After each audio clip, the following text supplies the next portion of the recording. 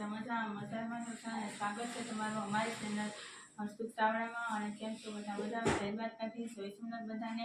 અને આજે આપણે બનાવવાના છે તે આપણે કોઈ પણ પ્રકારની રેસીપી નથી બનાવવાની. રેસીપી બનાવવા માટે થઈને કઈ રીતના તે આપણે ધાણા ભાજીને સાસવવા તે હું તમને બતાવવાની છું. કેમ કે તે ધાણા ભાજીને આપણે તે 1 વર્ષ દિવસ માટે કઈ રીતના સાસવવા અને ટેસ્ટ ફ્લેવર સાથે કઈ રીતના સાસવવા તે હું તમને બતાવવાની છું. તેથી કરીને તમે બ્લોગમાં કન્ટિન્યુ રહેજો. નવા હોય તો અમારી ચેનલ સબસ્ક્રાઈબ કરી દેજો, લાઈક કરી દેજો અને કોમેન્ટમાં બતાવજો તમને આ વિડીયો કેવો લાગે છે તે. અને ધાણા ભાજી છે તેને આપણે અમુક સમય થાય છે, ચોમાસું આવે છે ત્યારે છે ધાણા ભાજી ઘણી બજારમાં મળતી પણ ન હોય, બજારમાં મળતી હોય છે તો પણ તે તાજી ન હોય છે. એમ આ રીતના આપણે સાસવશું તો તે તાજી આપણે ધાણા ભાજી હોય છે તેવો જ ફ્લેવર છે આવે છે. એટલા માટે થઈ અને આપણે તેને કઈ રીતના સાસવું તો તમને બતાવવાની છે, જેથી કરીને તમે બ્લોગમાં કન્ટિન્યુ રહેજો. આજે આપણે એવું બનાવવાનું છે કે જે આપણે છે તે ધાણા ભાજીને કઈ રીતના સાસવવી કે જેથી કરીને તેનો છે વર્ષ સુધી છે તેનો એવો ને એવો ફ્લેવર આવે છે. તેના માટે થઈને તેને કઈ રીતના સાસવવી તે હું તમને બતાવું છું. જેથી કરીને તમે છે પહેલાં આ રીતના મેં લીલા ધાણા લઈ લીધા છે, તેને આપણે પહેલાં તો આપણે કટ કરવાના છે. તેના માટે થઈને આપણે પહેલાં તો આપણે જે આ ઉપર છે તે બગડેલા જે ફોટી હોય છે તે પાનને આપણે કાઢી નાખવાના છે. અને જે આપણે આ દાંડલિયું હોય છે તે ધાણાની ઉપરની તે આપણે કાઢી નાખવાની છે. અને બીજી છે તેને આપણે કટ કરી નાખવાના છે. તેના માટે થઈને પહેલાં આપણે તેને કટ કરી લઈએ ઉપરની દાંડલિયુંને આ રીતે.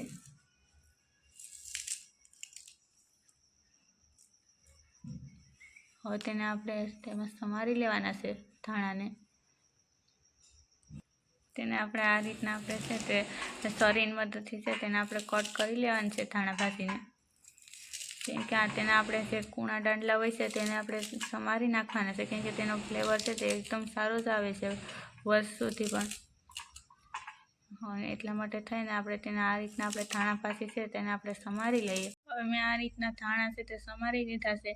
હવે તેને આપણે પહેલાં કઈ સ્ટીકથી આપણે તેને સાસવવા તે હું તમને બતાવવાની છું. તેના માટે થઈને મેં અહીં લીધું છે તે આ એક બોક્સ લીધું છે કે તેની અંદર આપણે છે ધાણા ભાજી છે તેને આપણે કટ કરેલા છે તે આપણે નાખી દેવાના છે આ રીતે.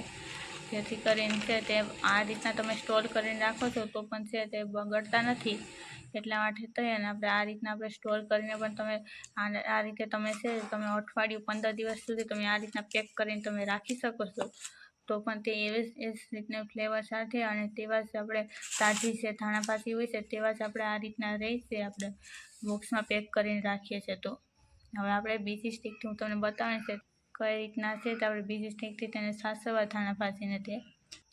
હવે આપણે તેને ધાણાની બીજી સ્ટીકથી આપણે સાસવવા માટે થઈને તેના માટે થઈ મેં અહીં લીંબુ લીધું છે, નમક લીધું છે અને આ છે પાણી લીધું છે.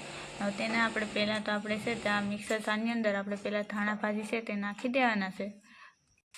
હવે આપણે આ ધાણા ભાજી છે તેને આપણે નાખી દઈએ આ રીતે મિક્સર જારમાં. અને તે નાખ્યા બાદ હવે તેની અંદર આપણે નાખવાનું છે આપણે નમક નાખવાનું છે સ્વાદ મુજબ. આ રીતના આપણે અડધી ચમચી જેટલું આપણે નમક નાખી દીધું છે. અને હવે તેનું આપણે તેનાથી છે તે આપણે છે તે ધાણા ભાજી છે તેનો છે ને એવી ને એવી ફ્લેવર આવે છે. ને હવે તેની અંદર લીંબુ છે તે નાખવાનું છે. એટલા માટે થઈને લીંબુ છે તે મેં લીંબુનો રસ કાઢીને રાખ્યો છે તે જ આપણે નાખી દઈએ. તે આપણે 4 ચમચી જેટલો આપણે લીંબુનો રસ છે તે આપણે નાખવાનો છે. જેથી કરીને તેનો છે તે ફ્લેવર છે તે એવો ને એવો જ આવે છે અને તે છે કાળી ના પડે ધાણા ભાજી. એટલા માટે થઈ અને તેને આપણે નાખી દઈએ લીંબુનો રસ. હવે તેની અંદર આપણે આ રીતના હવે પાણી નાખવાનું છે. તે આપણે સાચું નથી નાખવાનું, બસ એટલું જ આપણે પાણી નાખવાનું છે. હવે તેનું ઢાંકણું બંધ કરી દેવાનું છે અને તેને આપણે પીસી નાખવાના છે. હવે મેં મિક્સર જારમાં પીસી નાખ્યું તમે જોઈ શકો છો. અને આ રીતના આપણે છે તે ધાણા ભાજી છે તેને આપણે ગ્રેવી ટાઈપ બનાવી લીધું છે. અને તેને હવે આપણે કાઢી લઈએ. તેને હવે કાઢ્યા બાદ તેને આપણે કઈ રીતના આપણે સ્ટોર કરીને રાખવાનું છે તે પણ હું તમને બતાવવાની છું. હવે આપણે તેને આપણે કાચની બોટલમાં આપણે ભરી લેવાની છે આપણે જે ગ્રેવી ટાઈપ બનાવેલી છે ધાણા ભાજી તેને આ રીતે. જેથી કરીને તેને આપણે ફ્રીઝરમાં મૂકી દેવાની છે. ફ્રીજમાં તમે મૂકી દો એટલે છે તેને આપણે વર્ષ સુધી છે તેને આપણે સાચવી રાખીએ છીએ તો પણ તેમાં એ જ ટાઈપનો ફ્લેવર આવે છે જે આપણે તાજી ધાણા ભાજી હોય છે તેનો જે રીતના ફ્લેવર આવે છે તેવું જ આવે છે. એટલા માટે થઈને તમે આ રીતના ચોક્કસ રાખીને ટ્રાય કરજો. વરસ દિવસ સુધી છે તે એવી ને એવી જ રહેશે. અને તમે ચોમાસામાં ધાણા ભાજી છે તે બહુ છે તે મૂંઘી હોય છે ત્યારે પણ તમે આ રીતના તમે સ્ટોર કરેલી હોય તો તમે તેનો યુઝ કરી શકો છો. અને જો જ્યારે તમે ધાણા ભાજી છે તે ચોમાસામાં અમુક સમય એવો હોય છે કે ત્યારે તે મળતી પણ ના હોય. એટલા માટે થઈને તમે આ રીતના જો સ્ટોર કરેલું હોય તો તમે તેનો યુઝ કરી શકો છો. તો તમે જોઈ શકો છો કે મેં અહીં છે તેને કાચની બોટલમાં છે તે ભરી લીધી છે ગ્રેવી કરીને ધાણા ભાજીને. હવે તેનું ઢાંકણ છે તે આપણે પેક કરી દેવાનું છે. આ રીતે પેક કરી અને તેને આપણે છે તે આપણે ફ્રીજમાં મૂકી દેવાની છે. અને આ બે રીતથી છે તમે સાચવી શકો છો. એક છે તે તમે આ રીતના છે તમે બોક્સમાં ભરીને પણ તમે સાચવી શકો છો.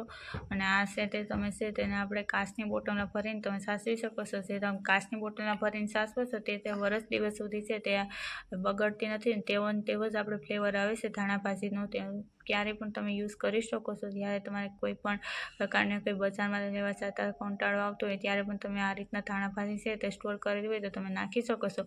અને આ રીતના પણ તમે બોક્સમાં ભરેલી હોય છે ધાણા ભાજી તો પણ તમે છે તેને અઠવાડિયા સુધી 15 દિવસ સુધી તમે સાચવી શકો છો. તે એવી તાજી ફ્લેવરવાળી છે કોઈ ધાણા ભાજી છે તે બનેલી રહેશે.